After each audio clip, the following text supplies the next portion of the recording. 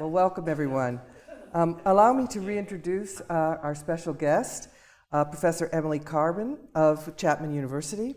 She is the author of the recent book, Independent Stardom, Freelance Women in the Hollywood Studio System, which, as I mentioned earlier, uncovers how female stars, including Constance Bennett, Irene Dunne, Miriam Hopkins, Carol Lombard, and Barbara Stanwyck, challenged Hollywood's patriarchal structure by freelancing and working independently in Hollywood.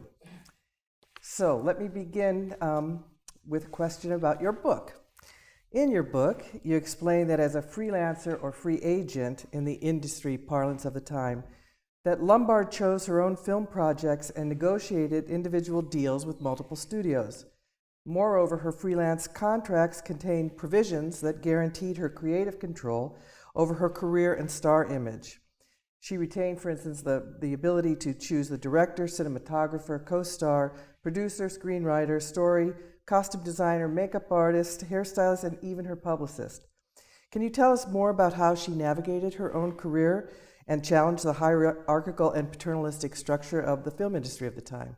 Yeah, it would be my pleasure. Please. An opportunity to talk about Carol Lombard is sort of a favorite dream of mine that I could do endlessly.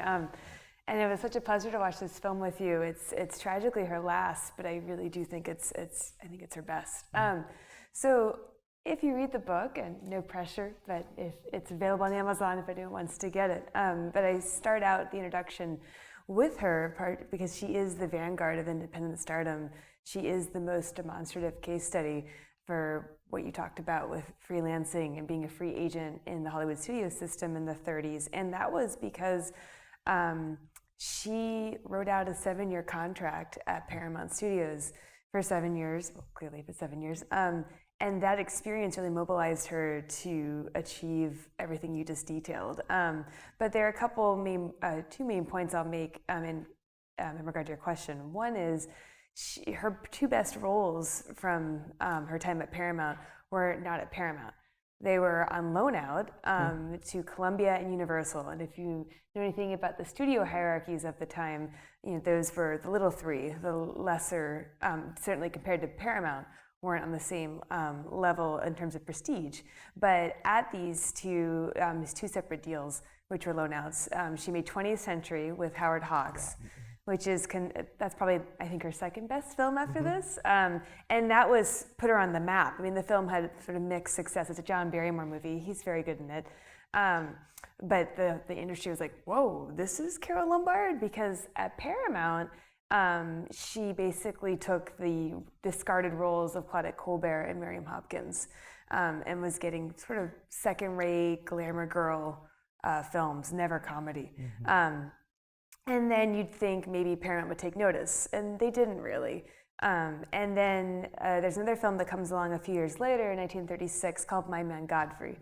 It's probably her third best. Some might disagree with me that maybe her best. It's her sole Best Actress nomination, but it was a huge critical success and commercial success. And you'd think by that point Paramount might take notice, and they did, but it coincided with her her contract being done. And so she renegotiated this time as a freelance player, and part of that reason is because of her agent. That's the other factor here in her career trajectory towards independence. And her agent was Myron Selznick, the lesser known brother maybe of David O. Selznick, the producer of Gone with the Wind, and a distinguished Hollywood producer in the 30s. And Selznick was the top agent in 1930s Hollywood, and she became his client in 1933 and 1934, after she was married to William Powell, who was one of his clients. And it was Selznick, through his negotiating, that started getting better. Even if Paramount wasn't giving her the roles, she got paid more. She was able to parlay these loan-out deals into really breakout performances. And by 1937, she becomes the highest paid actor, male or female, in the industry, and with all of those provisions that you just mentioned. So I think if she had not, who knows, if Paramount had took notice and started developing screwball comedies for her, maybe she wouldn't have gone this way. I'm not sure. Yeah, interesting. So how did she become involved in To Be or Not to Be? Was she a freelancer in this case? Yes. And as I understand it, Miriam Hopkins, a longtime Lubitsch collaborator, and wonderful too, was the original choice for the role of Maria Tura, but she turned it down. So how did Lombard land the role, and how did she see it? Well, there's anecdotal evidence that, I don't know if this is true, but anecdotal evidence that Hopkins was actually venting to Lombard that she was dissatisfied with the script, and that Lombard encouraged her to turn it down, and then she ends up taking it. So I don't know if that's a covert strategy on Lombard's part, but yes, and I love Miriam Hopkins. She's also in the book, another one of these trend-setting freelancers. But by this time, I think Hopkins had a reputation for being a bit difficult to work with, and that may be because she actually, took her craft seriously and made it known. I don't think that means she was difficult. But for Marie's others, she turned the role down. And Lombard, I think, was at a point in her career, she was freelancing, but she had just had a big hit at RKO doing Mr. and Mrs. Smith. No relation to that Brad Pitt, Angelina Jolie movie from a couple years ago. But this film is actually I think it's the only comedy that Alfred Hitchcock directed in Hollywood. But this was her return to comedy, and it was a big hit, and it restored her reputation and her bankability. Well, not reputation, her bankability. And I think now she could pick a project that had more risk. So what you might not know, or the audience may not know, I'm sure you know, Lombard was a fervent anti-fascist and was very much one of those stars that wanted the U.S. to get involved in the European War before the Japanese bombed Pearl Harbor. She'd already met with President Roosevelt and asked what she could do. And I think taking this role was a way to put her politics with her art and make her stance known. And I think this might relate to another question, but her and Lubitsch had a history from his time being studio chief at Paramount. I think that was the only time when anyone was paying attention to Carole Lombard when she was there, but they never actually got to, he never had to direct a picture because he was running the studio. So I think this was finally their opportunity to work together. And they had plans for several years to produce movies together. So. And this would unite both of their passion as they were later called premature anti-fascists. Yeah. How does Lombard's role as Maria Tura build on her earlier screen performances? You write in your book, and I'll quote, that she was known as the ultimate publicity hound of the 1930s since, and you go on to say, the actress appeared in more fan magazines than any other star, posed often for cameras, granted numerous interviews, and issued frequent press releases. So, and when I was reading your book, I thought, well, so Jack Benny isn't the only ham playing self-reflexively in the film. Can you say more about how the film plays with her star image? Yeah, and I think that's a point that I hadn't really thought about in regard to this film, but I think it's spot on, because especially when Robert Stack is telling the British officials, wait, but Professor Selinsky doesn't know Maria Tura. You can't even go into a grocery store without seeing a magazine of Maria Tura. And I was thinking that's exactly probably how it would have been with Carole Lombard. You can't walk into an American grocery store without seeing, a fan magazine or newspaper article with her being the ultimate publicity hound. So I do think there is some self-reflexivity there with both her and Benny's stardom. And I think they're playing off of, I think Benny is a stand-in for, he's so different from Clark Gable. If you don't know who he is, Google, you'll see and read about him. But he was sort of like the He-Man ultimate, male star of his era. But I do think, they were the glamour couple of the moment, and I think, certainly there were insecurities on his part. I don't think in the same way that Joseph Torres are, but I think that that's being played out with this superstar couple, and whose stardom is bigger, who has the secret admirers, the lovers, but they're still devoted to each other, but insecure.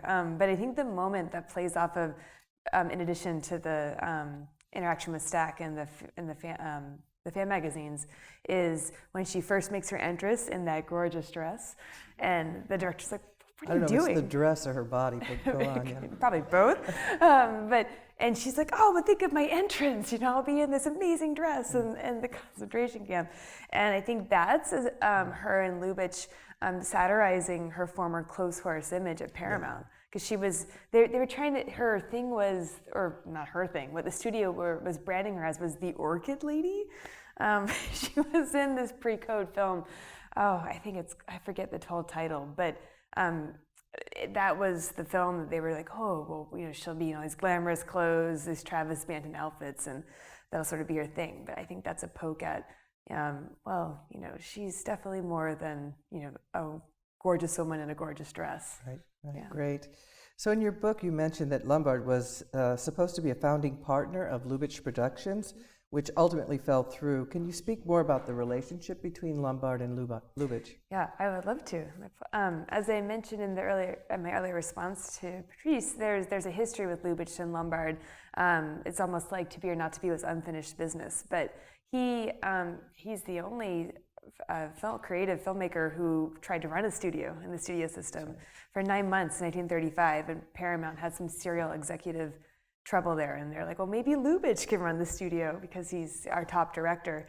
And by this time, Lubitsch, it coincides with Lombard's turn in 20th century, and shows that she should be an A-lister star at Paramount. So he took notice, and this is the moment when she did finally have A-starring pictures. And I think the quote is that Lubitsch said, "Carol, before you were just Carol Lombard and you were in some pictures. But now we're going to make Carol Lombard pictures." And The Princess Comes Across, which is great. She's spoofing Garbo. I don't know if you've seen it, but No, I haven't. it's really good. I mean, she's not literally spoofing Garbo, but she's playing a Wanda from Brooklyn who's pretending to be the Princess Olga from a Scandinavian country. And then I think it's Hands Across the Table, where she plays a manicurist. And I think both films co-star Fred McMurray. And if Lubitsch hadn't resigned from that position, I think maybe she would have got the role. She got as a freelancer as the Queen of Screwball sooner. Mm-hmm. But he left, and then we come back to the Lubitsch company when she's a freelancer. And this was the brainchild of Lubitsch, Myron Selznick, Lombard's agent, and William Powell, who was by then her ex-husband, and they remained good friends. And they were going to form an independent production company where they would all get their salary through profit sharing, through a percentage of the profits, which is pretty standard practice with top talent in Hollywood today. And she was quite excited about it, but financing ultimately didn't come through. And they didn't. I haven't been able to get pinpoint exactly, but Myron Selznick had a lot of enemies around town. So there's some anecdotal evidence that, the other partners at UA, like Sam Goldwyn, didn't want to fund the film, or that they just, Myron Selznick unfortunately became a full-fledged alcoholic by the end of the decade, and there may be some signs his alcoholism impeded this. But for whatever reason, I think To Be or Not to Be is the long-awaited fruition of the Lubitsch company. Yeah, interesting. Well, I wanted to take up the films, as I spoke about at the beginning, its exploration of performance, and its exploration really of the relationship between acting and theater and politics and fascism. German studies scholar Gerd Gemunden, he's written a really wonderful piece on To Be or Not to Be, and he emphasizes that the film, and this is the point, that the film is an allegory of Hollywood filmmaking and the ways in which Hollywood has historically repressed its others. In this case, it forced Jews to hide their ethnicity, and in doing so, Hollywood retroactively becomes complicit in the Holocaust. In a provocative statement, Gemunden claims that Lubitsch Films is equally anti-Hollywood as it is anti-Nazi. And there's been debate more recently in the last 20 years where some scholars say that there's no mention, that Jew is never mentioned in the film, and that there's no, that every time they'll say the Poles. But and some scholars have taken offense where Gemunden says, no, this is definitely an anti-Nazi film as well as critical of Hollywood. So could you talk a little bit about your views on that issue? I agree with this assessment of the film, and it's something that, again, I was thinking about in relation to your questions for this evening, but particularly in how I think when they open up and they get shut down by the government, because I think they're going to offend the Nazis. And I think this directs that question where it does have a double function for Lubitsch's status in Hollywood. and having to negotiate the regulatory modes of the film industry, which by that point are personified by the Production Code Administration of the MPPDA, the Motion Picture Producer and Directors Association, which is now the MPAA. And it's really this shocking turnaround if you look, which I know you know of for sure, but you see just really no mentioning of what's going on in Europe, what the Nazis are doing, of the Holocaust. And then there's this just fast turnaround after 1941, where there are all these fervent anti-Nazi films coming out of Hollywood once the U.S. enters the war.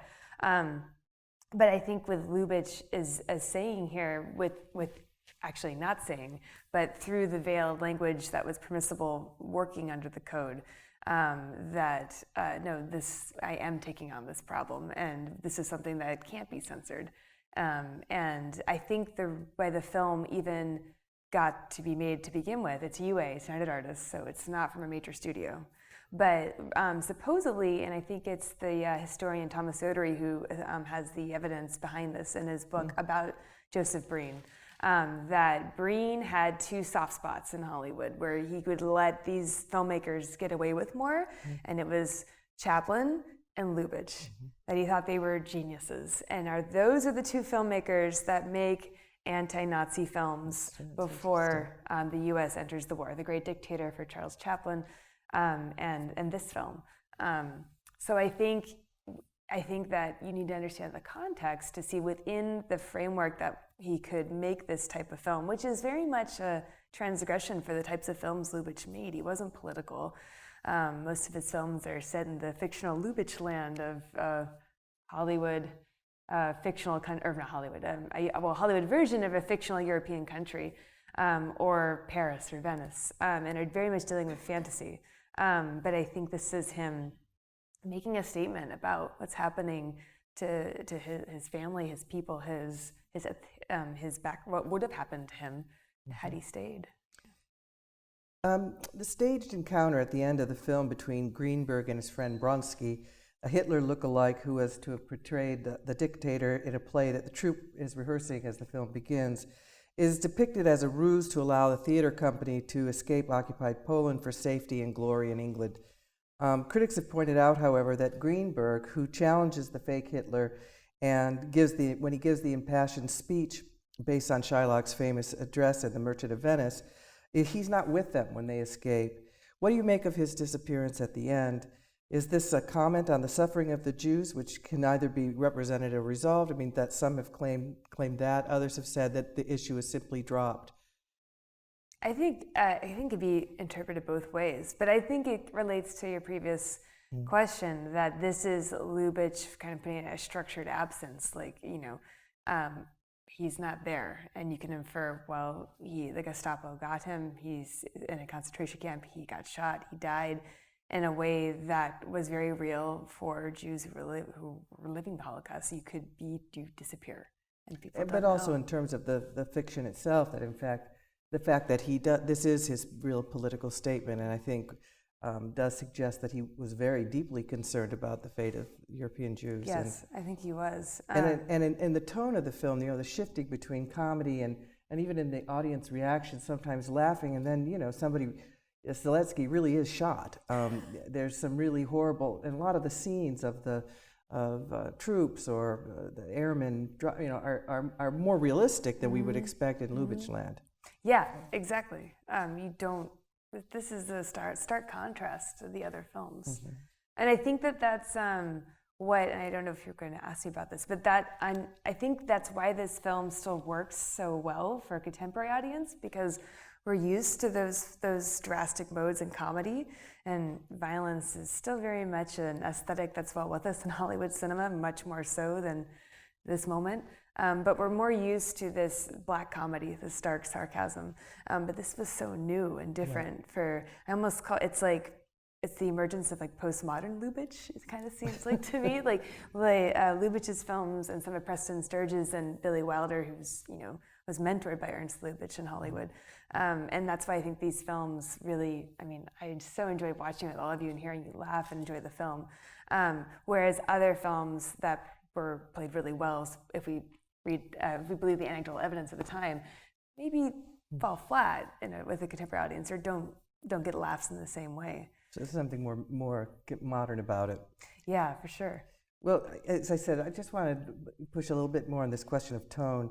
To Be or Not to Be was criticized, as I said, upon its release for its callous and tasteless take on the horrors of Nazism. The comedy seemed too black. The Germans do the concentrating and the Poles do the camping, especially at a time of war.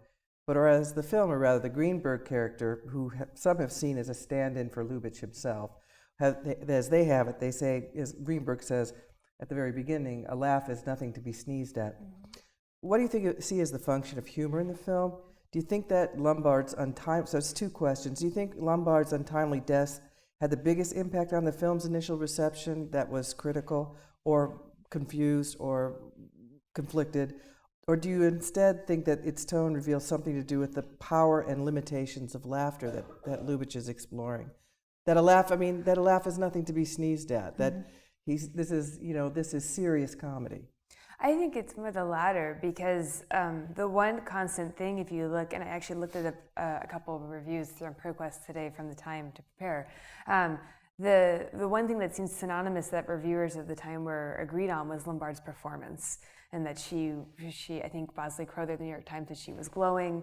Variety said this is sort of a bittersweet farewell, because you see it's her best yet. But and again, by this point, she's passed away, so I don't know if reviewers were going to speak ill of the dead. And this film actually did strong box office performance, so it made money for UA. It wasn't a flop with audiences, but it definitely was very disconcerting and polarizing among critics. And so I think Crowther said it was too macabre and in poor taste. And Lubitsch actually wrote op-eds, I think, to the Philadelphia Inquirer and the New York Times, like defending what he did in this film and defending his anti-fascist stance, which is kind of amazing to get to do that. But I think the film's tonal shifts were really, like I said, I think that's why the film plays so well for us today. But I think it was it definitely, I can't think of, like, Preston Sturges and Billy Wilder are the other two filmmakers, I think, that might have similar tone films, but nothing quite like this. So I think it was, you're laughing, oh wait, like, even though I'm supposed to not like this evil Nazi spy, he just got shot in the middle of a slapstick comedy kind of scene. And then or we're laughing at these hammy actors doing a spoof of the Nazis, and then the Nazis actually come, and you see destruction, and you see devastation and death, and then now we're laughing again, and I don't think at that time in Hollywood, I mean, we talked about the production code, but that whole thing was the production code really instilled that there's good characters and there's evil characters, there's a right way, a wrong way, and that's not at play in this. It's not so simple in this film in terms of how the similar tropes of classical Hollywood that Lubitsch helped establish in a way are really undone in a way that it was bewildering to critics. That's those tonal shifts. And we're so used to it today. Yeah, I mean, it's like, plenty of tonal shifts. Think about, I never really made the connection because this film's been so close to my heart for many, many years. But Inglourious Bastards, I'm thinking most of us have seen the film, but I think Tarantino is really taking a lot from this movie, quite literally. I mean, getting all the Nazis in the theater and using art. I mean, he uses cinema to subvert the Nazis. In this film, are using theater to subvert the Nazis. And I think that's another thing that what Lubitsch was onto that was maybe too far ahead of it. It was too much for critics at the time to understand. But like the idea that art and individualism and creativity can subvert order, military might, and power.